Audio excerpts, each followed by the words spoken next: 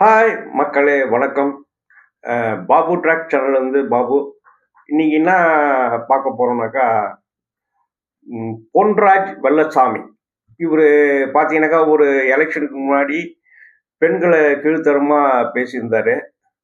நான் கூட நினைச்சேன் தளபதியார் வந்து கமிஷன் ஆஃபீஸில் கம்ப்ளைண்ட் பண்ணியிருந்தாங்க. நிறைய பேர் கம்ப்ளைண்ட் பண்ணியிருந்தாங்க. எந்த ஆக்ஷனும் எடுக்காம இருந்த நிலையில இன்னைக்கு பார்த்தீங்கன்னாக்கா, அவர் மேலே 2 எஃப்ஐஆர் ஃபைல் பண்ணியிருக்காங்க காவல்துறை. காவல்துறை அதிரடியாக பண்ணியிருக்காங்க. கூடிய சீக்கிரம் வந்து கைது பண்ண போறாங்க. இதுல இருந்து என்ன தெரியுதுன்னு பாருங்க.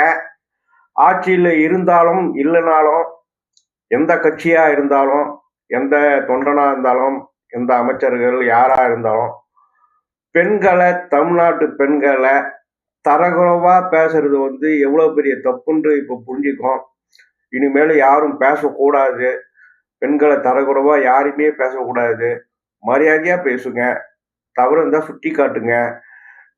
இது போல வந்து அசிங்கமா பேசுறது. இதே போல அடுத்தது யாருன்னா பார்த்தீங்கன்னாக்கா, அடுத்த நடவடிக்கை எடுக்க போறது நம்ம நடிகர் திலகம் பேரை வச்ச ஒரு மானங்கெட்ட சிவாஜி கிருஷ்ணமூர்த்தி. அடுத்தது அவர் தான்.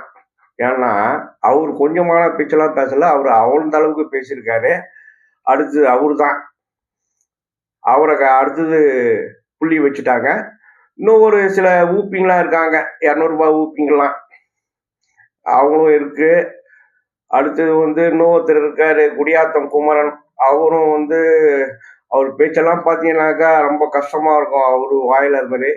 தயவு செய்து யாருமே வந்து விமர்சிங்க. அசிங்கமா பேசாதீங்க. பெண்களை தவறா பேசாதீங்க. இந்த ஆட்சி தமிழக வெற்றி கழகம் ஒரு சிறப்பான ஆட்சி. பெண்களுக்கு உரிய மரியாதை கொடுக்க வேண்டிய ஆட்சி.